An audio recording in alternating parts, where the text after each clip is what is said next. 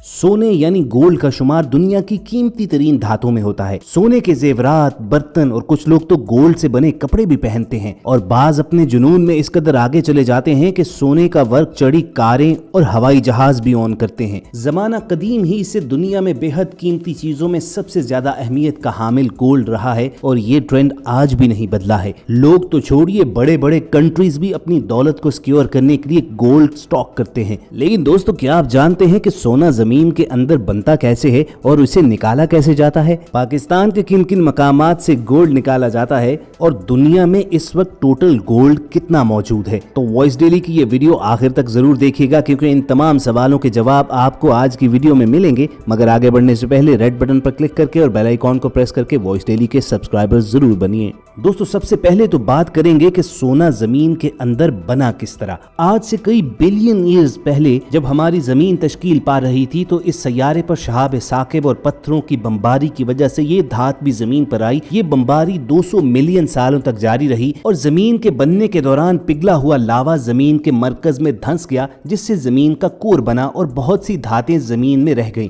दूसरे सैयारों से आने वाली ये धातें बेहद कीमती थीं। इनमें गोल्ड और प्लैटिनम भी था, जिनका कुल वजन अरबों टन था। क्योंकि ये तमाम कीमती मेटल जमीन के कोर में पड़ी हुई थी, चुनाचे करोड़ों साल तक ये खजाना इंसानों की पहुंच से दूर ही पड़ा रहा। लेकिन पिछली सदी में इन कीमती धातुओं खुसूसन गोल्ड को निकालने का अमल टेक्नोलॉजी के एडवांसमेंट के साथ ही शुरू हुआ। तो चलिए जानते हैं कि जमीन के अंदर से सोना तलाश किया कैसे जाता है। तो दोस्तों, ये काम भी बिल्कुल तेल और गैस के जखायर का पता लगाने वाली टेक्नोलॉजी के जरिए ही होता है। इस टेक्नोलॉजी को ground print reading radar, in short GPR कहा जाता है। GPR उस इलाके की खुसूसियात को रिकॉर्ड करता है जिसकी बिना पर पता चलता है कि इस जमीन में कौन कौन सी धातें मौजूद हैं। ये अंदाजा लगाने के बाद इस काम के लिए जमीन के अंदर ड्रिलिंग करके थोड़ी थोड़ी मिट्टी निकालकर उसे टेस्ट किया जाता है, जिससे मालूमात कंफर्म हो जाती हैं। इसके अलावा अंडरग्राउंड गोल्ड, सिल्वर और कॉपर के जखायर तलाश करने के लिए VLF टेक्नोलॉजी भी इस्तेमाल की जाती है। इसके लिए जमीन के अंदर लहरें भेजी जाती हैं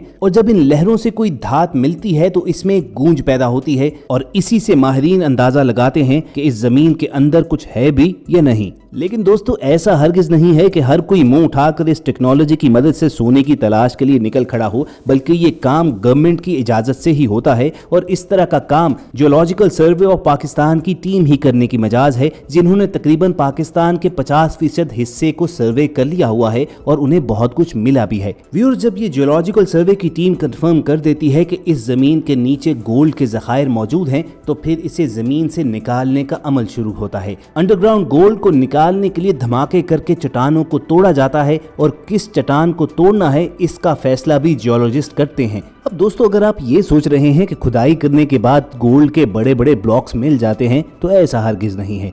सोना निकालने वाली कंपनीज को गोल्ड के जखायर वाले इलाकों में 300 से 500 मीटर की गहराई तक जमीन को खोदना पड़ता है और उस गहराई से बड़े बड़े पत्थर निकाले जाते हैं। वो इसलिए कि सोना किसी एक जगह पर इकट्ठा मौजूद नहीं होता है। उसके बाद इन पत्थरों को बाहर निकालकर मशीन की मदद से बारीक रेत की सूरत में पीस लिया जाता है। इस काम को करने में कई घंटे लग सकते हैं।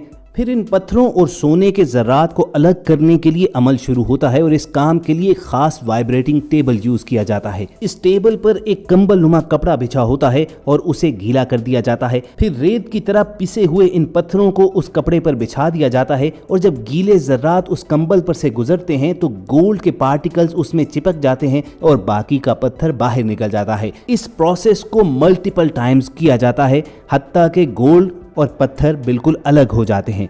गोल्ड हासिल करने के प्रोसेस का अगला स्टेप इस कंबल को धोना होता है। पानी में कंबल को धोने से सोने के जर्रात बिल्कुल अलग हो जाते हैं और उसके बाद इन जर्रात को पिघलाकर जोड़कर इनको बिस्किट, स्लेट्स और दीगर शेप्स में महफूज कर लिया जाता है।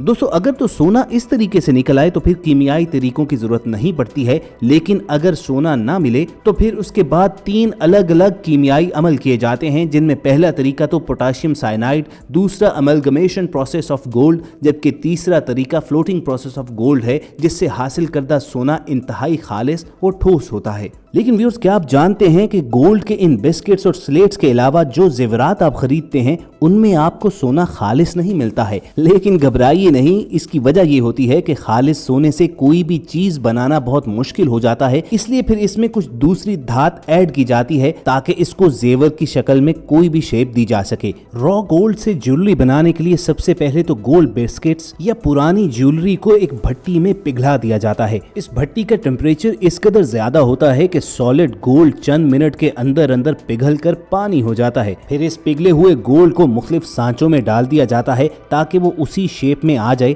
जिस शक्ल में उसे बनाना है। अब दोस्तों, गोल्ड बेकिंग फैक्ट्री का यहाँ तक का प्रोसेस देखा जाए तो बिल्कुल लगता है कि ये बेकिंग जैसा आसान सा अमल ही है, लेकिन असल काम इसके बाद शुरू होता है, जिसमें गोल्ड से बनी इन रॉ चीजों के ऊपर पॉलिश और इनकी रगड़ाई और डिजाइन बनाना होते हैं। गोल्ड की रिंग हो या कड़े, इन पर डिजाइन और इनकी पॉलिश मशीन के जरिए भी की जाती है और हाथों से भी। मशीन के जरिए ज्वेलरी मेकिंग का प्रोसेस ज्यादा फास्ट भी होता है और इसमें गोल्ड की वेस्टेज भी कदरे कम होती है। दुनिया भर में कई ऐसी बड़ी फैक्ट्रीज मौजूद हैं कि जिनमें एक एक किलो सोने की बार से लेकर चंद ग्राम की गोल्ड रिंग भी तैयार की जाती है। ज्वेलरी मेकिंग फैक्ट्री से इस गोल्ड को फिर मुख्तलिफ बॉक्सेस में बंद करके हिफाजत के साथ दुकानों पे सप्लाई कर दिया जाता है, जहां से लोग उस दिन के गोल्ड रेट के मुताबिक इन्हें परचेज कर लेते हैं। और रहा ये सवाल कि सोना आखिर इतना महंगा क्यों होता है, तो ये जान लीजिए कि दुनिया भर में यही असूल है कि जो भी धात जितनी मुश्किल से और जितनी कम मिकदार में दस्तयाब होगी वो उतनी ही महंगी होगी। यही वजह है कि जिन ममालिक में गोल्ड के ज़खायर मौजूद हैं और वहाँ से सोना निकलता है तो वहाँ पर गोल्ड की प्राइस दूसरे कंट्रीज के निस्बत कदरे कम होती है। चलिए जानते हैं कि पाकिस्तान में गोल्ड के रिजर्व्स किन इलाकों में मौजूद हैं। बात की जाए पाकिस्तान के सबसे बड़े ज़खायर की तो वो सूबा बलूचिस्तान में दो बड़ी कानें हैं, जिनमें से एक रिकोडिक और दूसरी सेंडक कहलाती है।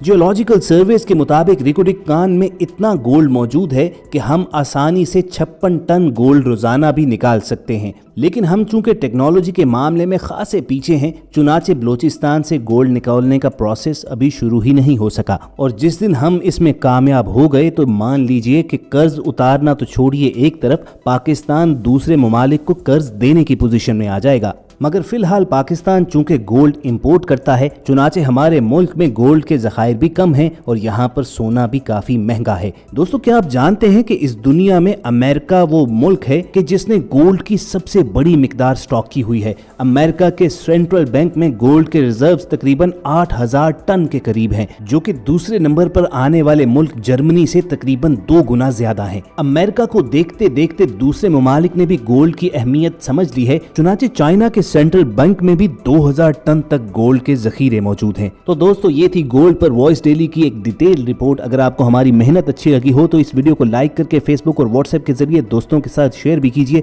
और ऐसी ही इन्फॉर्मेटिव वीडियोस फ्यूचर में हासिल करने के लिए रेड बटन पर क्लिक करके और बेल आइकॉन को प्रेस करके वॉइस डेली के सब्सक्राइबर्स बन जाइए। बहुत जल्द दोबारा मुलाकात होगी। सुनते रहिए वॉइस डेली।